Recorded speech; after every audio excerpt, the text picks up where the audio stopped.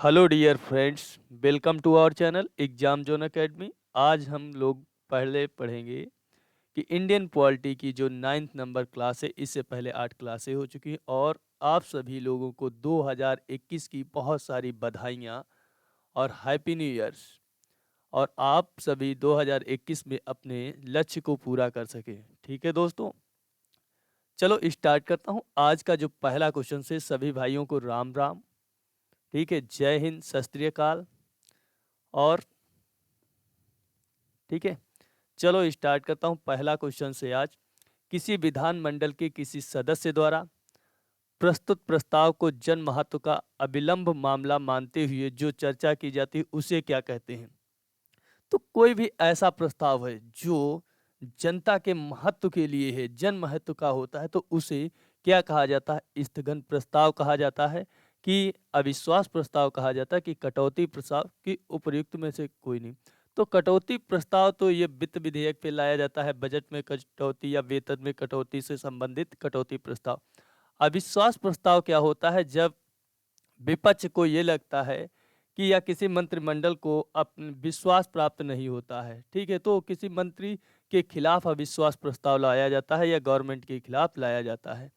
और स्थगन प्रस्ताव, तो कौन सा स्थगन प्रस्ताव? ऑप्शन नंबर ए क्या है इसका राइट आंसर है। स्थगन प्रस्ताव जो होता है जन महत्व का अविलंब मामला मानते हुए इसे लाया जाता है। ठीक है, उसके बाद में अगला क्वेश्चन देखते हैं। अगला जो क्वेश्चन है ये है, निम्न में से कौन संसद से संबंधित नहीं है? कौन संसद से संबंधित नहीं?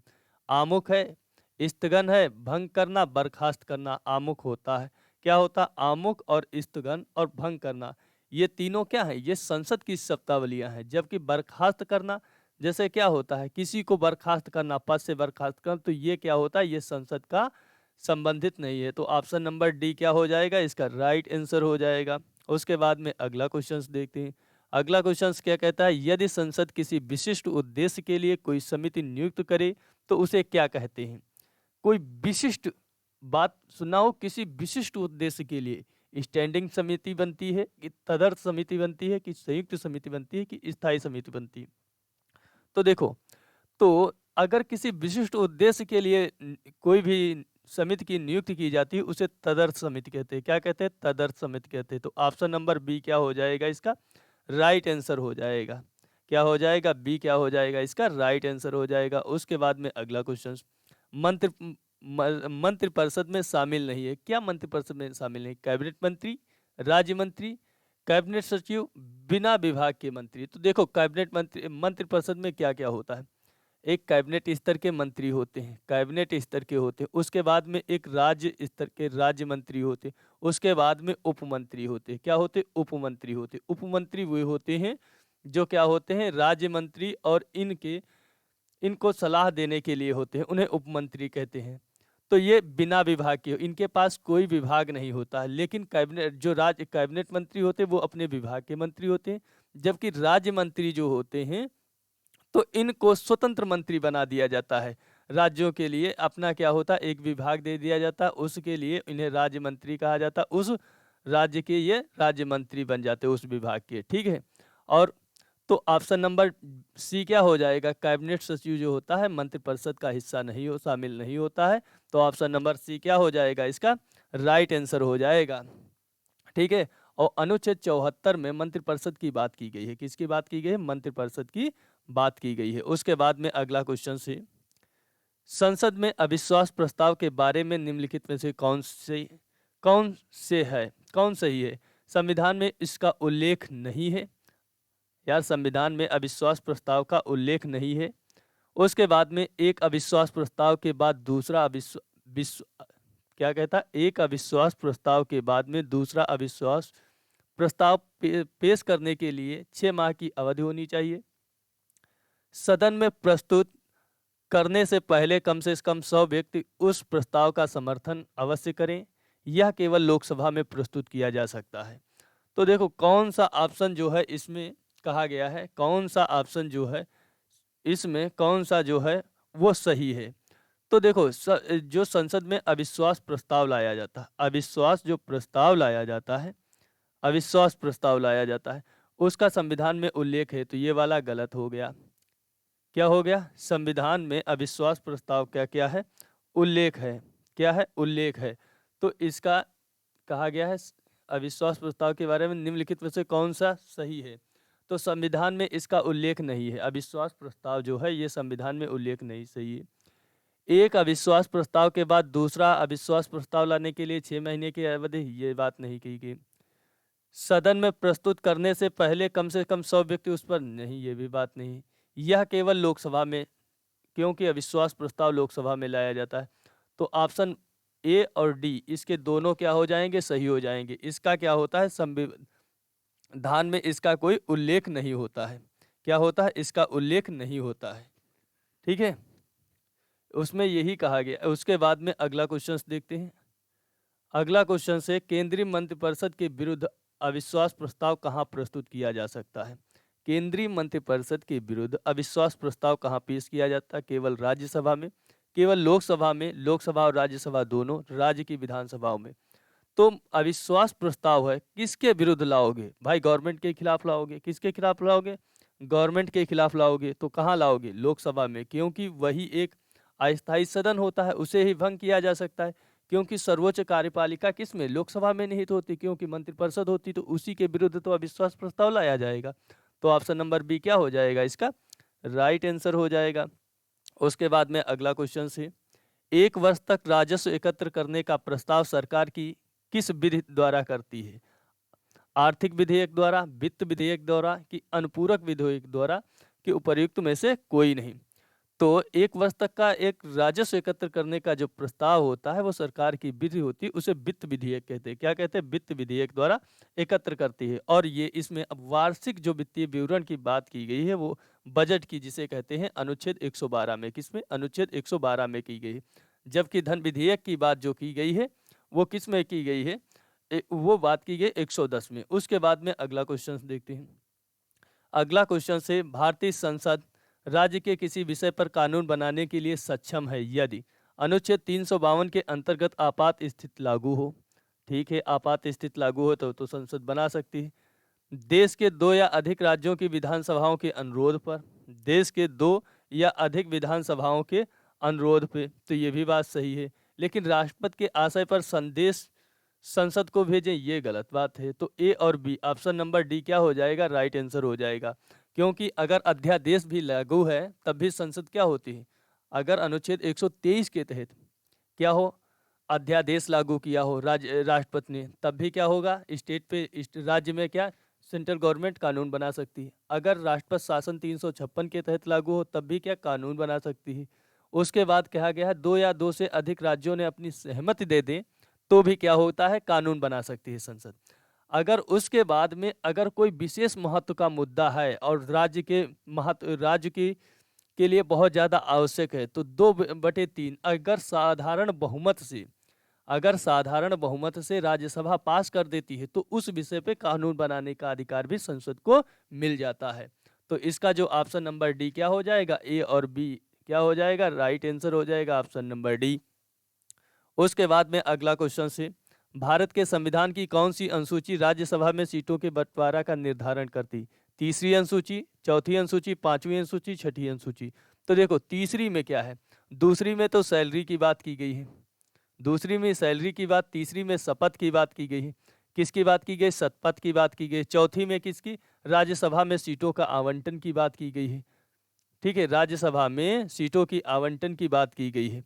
और पांचवी में किसकी बात की गई है, पांचवी में किसकी बात की, अनुसूचित और जनजातीय क्षेत्रों के संबंधित है। और छठी में किसकी बात की, असम, मेघालय, त्रिपुरा, मिजोरम के जनजातीय क्षेत्रों के बारे में विशेष उपबंध की बात की गई है।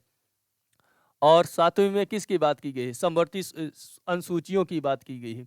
कौन कौन सी, संघ सूची, राज्य सूची और समवर्ती सूची। आठवीं में किसकी, 8 में भाषाओं से संबंधित है। 9वीं अनुसूची किससे संबंधित है, जो 9वीं अनुसूची है वो भूमि से संबंधित है, क्या है, भूमि से संबंधित है। 10वीं अनुसूची जो है दल बदल से संबंधित है। 11वीं अनुसूची पंचायत से संबंधित है तथा 12वीं अनुसूची जो है नगर पालिकाओं से संबंधित है।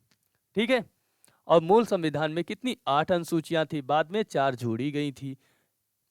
प्रथम संविधान संशोधन 1951 द्वारा 9वीं जोड़ी गई। 10वीं कब जोड़ी गई थी? 1984 में जोड़ी गई थी।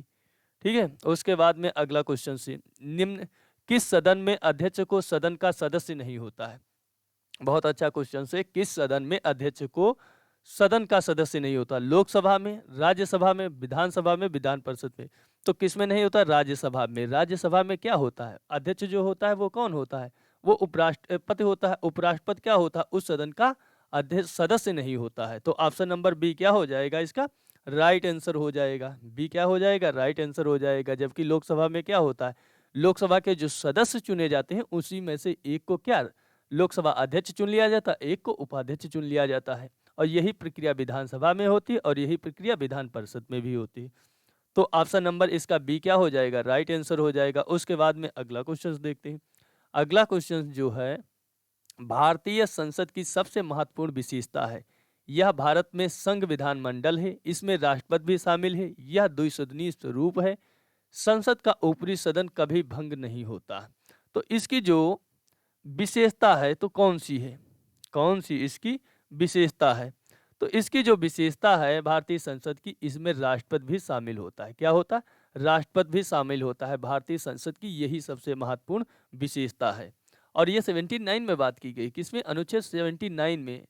ठीक है, 79 में बात की गई है कि संसद में लोकसभा, राज्यसभा और मंत्रिपरिषद तीनों शामिल होते हैं। तीनों से मिलकर संसद का निर्माण होता है। उसके बाद में अगला क्वेश्चन से, अगला जो क्वेश्चन से, राष्ट्रपति द्वारा राज्यसभा के सदस्यों के नामांकन का नियम किस देश के संविधान से है? संयुक्त राज्य अमेरिका से, संयुक्त राज्य अमेरिका से, इसमें 2 बार लिख गया है, आयरलैंड से, कि दक्षिण अफ्रीका से, कि जर्मनी के संविधान से। तो कहा गया है राज्यसभा के सदस्यों का जो नामांकन है ये आयरलैंड के संविधान से लिया गया है। कहाँ से? आयरलैंड के संविधान से लिया गया है। आयरलैंड के संविधान से लिया गया है। ठीक है, और राज्यसभा के जो सदस्यों की बात की गई है वो अनुच्छेद किसमें की गई है? 80 में बात की गई है। जबकि 81 में किसकी? लोकसभा की बात की गई है। 81 में किसकी? लोकसभा की बात की गई है। अगला क्वेश्चन देखते हैं। अगला क्वेश्चन से, संसद में आधिकारिक विपक्षी समूह के रूप में मान्यता प्राप्त करने के लिए उसे कितने सदस्य होने चाहिए? कुल सदस्य संख्या का 1/3 होना चाहिए, कि कुल सदस्य संख्या का 1/4 होना चाहिए, कि कुल सदस्य संख्या का 1/6 होना चाहिए, कि ऑप्शन नंबर डी कुल सदस्य संख्या का 1/10 होना चाहिए। तो कहा है संसद में आधिकारिक विपक्षी समूह के रूप में मान्यता प्राप्त करने के लिए उसे कितने सदस्य होने चाहिए? बहुत अच्छा क्वेश्चन से, कितने सदस्य होने चाहिए?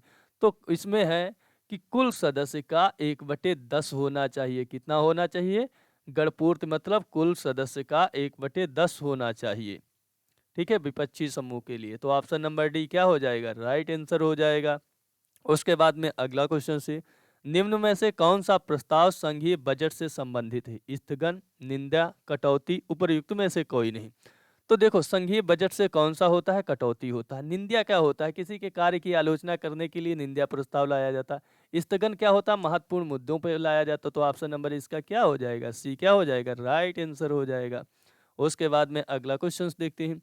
लोकसभा का कार्यकाल कितनी बार 6 वर्ष तक बढ़ाया गया था? 1 बार, 2 बार, 3 बार, कि 4 बार? तो अभी तक लोकसभा का जो कार्यकाल है अभी तक 1 बार बढ़ाया गया, वो भी 1975 में इंदिरा गांधी सरकार में। इंदिरा गांधी की सरकार थी उस समय। कौन थे उस समय? राष्ट्रपति कौन थे? कल मैंने बताया था उस समय राष्ट्रपति कौन थे। ठीक है, कौन थे उस समय? फखरुद्दीन अली अहमद थे, गुलजारी लाल नंदा थे। ये कमेंट करके बताना, नहीं बताएंगे। लोकसभा कार्यकाल कितनी वर्ष से? 1975 में बढ़ाया गया था, मात्र 1 वर्ष के लिए। कितनी? 1 वर्ष के लिए बढ़ाया गया था। ठीक है, और उसका विस्तार 1 बार में 6 माह से अधिक नहीं हो सकता। ये भी बात याद करना रखना, क्योंकि लोकसभा का कार्यकाल 1 वर्ष से अधिक नहीं बढ़ाया जाएगा। ठीक है, और इसका विस्तार जो होगा 6 माह पर बढ़ाया जाएगा। उसके बाद में अगला क्वेश्चन से, राज्यसभा का कार्यकाल जो मूल संविधान के अंतर्गत 5 वर्ष तथा 42वें संविधान संशोधन द्वारा बढ़ाकर कितना कर दिया गया था? 42वां संविधान संशोधन 1976 द्वारा 9 वर्ष, 7 वर्ष, 6 वर्ष की, ऑप्शन नंबर डी 8 वर्ष। तो कितना कर दिया गया था? तो अभी मैंने बताया 1 वर्ष बढ़ा दिया गया था, तो टोटल कितना हो गया था? 6 वर्ष हो गया था। कितना हो गया था? 6 वर्ष हो गया था। उसके बाद में अगला क्वेश्चन से, भारत में किसकी स्वीकृति के बिना कोई भी सरकारी कार्य नहीं किया जा सकता? संसद की, प्रधानमंत्री की, राष्ट्रपति की, उच्चतम न्यायालय की? किसकी स्वीकृति के बिना? संसद की जो स्वीकृति होती है उसके बिना कोई भी सरकारी कार्य नहीं किया जा सकता। कोई भी सरकारी कार्य नहीं किया जा सकता। ये किस में बात की गई है? अनुच्छेद 114 में ये बात की गई है। कहा गया है कि कोई भी होगा उसको क्या होगा, जब तक उस पर स्वीकृत संसद की नहीं होगी तब तक क्या होगा? कोई भी कार्य नहीं सरकारी किया जा सकता। उसके बाद में अगला क्वेश्चन देखते हैं। अगला क्वेश्चन क्या है? भारतीय संविधान के अधिकांश उपबंधों का संशोधन किया जा सकता है किसके द्वारा? राज्य विधानसभाओं द्वारा, राज्य विधानसभाओं द्वारा एक साथ मिलकर, अकेले संसद द्वारा, कि संसद और राज्य विधानमंडलों की विधानसभाओं के संयुक्त अनुमोदन द्वारा, कि आधे राज्यों द्वारा स्वीकृत किए जाने पर। तो किसके द्वारा? भारतीय संविधान के अधिकांश उपबंधों का संशोधन किया जा सकता अकेले संसद द्वारा। किसके द्वारा? संसद, अकेले संसद के द्वारा। ऑप्शन नंबर बी क्या हो जाएगा इसका? राइट आंसर हो जाएगा। बी क्या हो जाएगा? इसका राइट आंसर हो जाएगा। उसके बाद में अगला क्वेश्चन से, अगला क्वेश्चन से, कौन सा अनुच्छेद संसद को राज्य सूची के विषयों पर कानून बनाने का अधिकार देता है? कानून बनाने का अधिकार देता। अनुच्छेद 183, अनुच्छेद 183 और अनुच्छेद 115 कर लो। यहाँ पे क्या कर लो? 115 कर लो, और अनुच्छेद 221 और अनुच्छेद 249। तो किसको राज्य सूची पर, किस अनुच्छेद के तहत राज्य सूची पर कानून बनाने का अधिकार संसद का होता? अनुच्छेद 249 के तहत। अनुच्छेद 249 के तहत होता है। उसके बाद में अगला क्वेश्चन देखते हैं। और ये तब बना सकती है जब राष्ट्रीय महत्व के मुद्दे हों, राष्ट्रीय महत्व के मुद्दे हों। अगला क्वेश्चन से, यदि केंद्रीय संसद को राज्य सूची में शामिल विधायी शक्तियों और विषयों को ग्रहण करना हो तो इस आशय का प्रस्ताव किसके द्वारा पारित किया जाएगा? किसके द्वारा? लोकसभा, राज्यसभा और संबंधित राज्यों के विधानमंडल, लोकसभा और राज्यसभा दोनों के द्वारा, राज्यसभा की लोकसभा के द्वारा। तो किसके द्वारा? तो क्या कहा गया क्वेश्चन में? यदि केंद्रीय संसद को राज्य सूची में शामिल विधायी शक्तियों और विषयों का ग्रहण करना हो तो इस आशय का प्रस्ताव किसके द्वारा पारित किया जाएगा? तो अगर संसद को राज्य सूची पे बनाना है विधायी विषयों से संबंधित, तो राज्यसभा को प्रस्ताव पारित करना पड़ेगा। राज्यसभा से पास होगा तभी संसद उस पे क्या कानून बना सकती है, वो भी राष्ट्रीय हित के विषय होंगे उन्हीं पे। ठीक है। और 2/3 बहुमत से जब संसद पास करेगी, राज्यसभा पास करेगी 2/3 बहुमत से, तभी जब वो पास हो जाएंगे तभी उसी विषय पे कानून बना सकते हैं। और वो कानून मात्र 6 माह के लिए ही लागू होगा। कितने? 6 माह के लिए ही लागू होगा। ठीक है। उसके बाद में अगला क्वेश्चन देखते हैं। अगला क्वेश्चन जो है, अगला क्वेश्चन हमारा है, राज्यसभा का उपसभापति किसे चुना जाएगा? राज्यसभा का जो उपसभापति होगा वो किसे चुना जाएगा? किसी भी व्यक्ति को जो राज्यसभा का सदस्य चुने जाने के लिए पात्र हो, किसी भी व्यक्ति को जो उस समय राज्यसभा का सदस्य हो, कि संसद के किसी भी सदस्य को, कि राष्ट्रपति द्वारा राज्यसभा में मनोनीत व्यक्ति को। तो किसको उपराष्ट्रपति पद के लिए चुना जाएगा? किसको उपराष्ट्रपति पद के लिए चुना जाएगा? किसी भी व्यक्ति को जो उस समय क्या हो? राज्यसभा का सदस्य हो। क्या हो? राज्यसभा का सदस्य हो, उसे क्या होता है? उपसभापति चुना जाता है। तो ऑप्शन नंबर बी क्या हो जाएगा? राइट आंसर हो जाएगा। बी क्या हो जाएगा? राइट आंसर हो जाएगा। और अनुच्छेद 89 में ये बात की गई है। किसमें? अनुच्छेद 89 के 2 जो अनुच्छेद 1989 का जो पार्ट नंबर 2 है उसमें बात की गई है कि राज्यसभा का जो उपसभापति होगा वो राज्यसभा के सदस्यों द्वारा ही चुना जाएगा, सदस्यों में से ही। उसके बाद में अगला क्वेश्चन से, लोकसभा निर्वाचित सदस्यों की अधिकतम संख्या हो सकती 530, 545, 540 की 550, कितनी हो सकती है? तो अधिकतम लोकसभा निर्वाचित सदस्यों की संख्या 550 हो सकती है, लेकिन इस समय कितनी है? 545 है। कितनी है? 545 है, जिसमें 2 एंग्लो इंडियन होते हैं और 543 जो होते हैं, 543 क्या होते हैं? निर्वाचित होते हैं। जबकि इसमें से, ठीक है, उसके बाद में अगला क्वेश्चन होता है और इसमें क्या होता है? 513 जो होते हैं, 530 तो निर्वाचित राज्यों से होते हैं, 13 और केंद्र शासित प्रदेशों से होते हैं। उसके बाद में अगला क्वेश्चन जो है, अगला है, निम्नलिखित में से कौन लोकसभा की प्रथम महिला अध्यक्ष थी? मीरा कुमार थी, सोनिया गांधी थी, सुषमा स्वराज थी कि मार्गरेट अल्वा थी?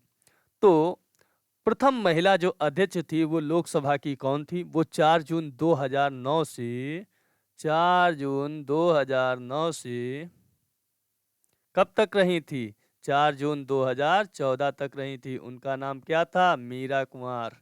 मीरा कुमार थी, जो रामनाथ कोविंद के साथ में उपराष्ट्रपति पद का भी चुनाव लड़ा था, लेकिन वो हार गई थी। तो ऑप्शन नंबर ए क्या हो जाएगा? राइट आंसर हो जाएगा। जबकि सोनिया गांधी जो थी, कांग्रेस की सबसे लंबे समय तक अध्यक्ष बनने वाली जो महिला, एकमात्र महिला है, उनका नाम है सोनिया गांधी। उसके बाद में अगला क्वेश्चन से, भारतीय संसद का जनता द्वारा निर्वाचित सदन में निम्न में से कौन सा है? राज्यसभा है, लोकसभा है? लोकसभा और राज्यसभा दोनों की उपर्युक्त में से कोई नहीं। उपर्युक्त में से कोई नहीं। तो जनता द्वारा जो निर्वाचित होती है वो होती है लोकसभा होती है। क्या होती? लोकसभा होती। लोकसभा का प्रत्यक्ष निर्वाचन होता है। ठीक है। अगला क्वेश्चन से, गैर धन विधेयक के संसद के हर सदन में कितने वाचन होते हैं? कितने वाचन होते हैं? अगर कोई गैर धन विधेयक होता है तो उसके जो 2 वाचन होते, 3 वाचन होते कि 4 वाचन होते कि 1 वाचन होता? तो उसके जो वाचन होते हैं वो कितने होते? 3 वाचन होते। कितने होते? 3 वाचन होते हैं। प्रथम वाचन में क्या होता है? विधेयक को पेश किया जाता है अनुमति के साथ, अनुमति लेने के लिए। उसके बाद द्वितीय वाचन में क्या होता है? उसकी जांच होती है। और तृतीय वाचन में क्या होता है? कोई इसमें संशोधन होता है तो उसे क्या, अगर उसमें कोई भी संशोधन नहीं होना होता है तो उस विधेयक को स्वीकार कर लिया जाता और उसको क्या हो जाता? उसको एक विधेयक का अंग बना दिया जाता है। ठीक है। तो ऑप्शन नंबर इसका बी क्या हो जाएगा? राइट आंसर हो जाएगा। और इसी के साथ में ये आज की प्यारी सी क्लास 2021 की समाप्त होती है। और आप सभी लोगों को ढेरों बधाइयाँ, हैप्पी न्यू ईयर्स की। और आप अपने पंखों को मजबूत अप उड़ान प्रदान करें और जिससे आप लंबी दूरी की उड़ान उड़ सकें।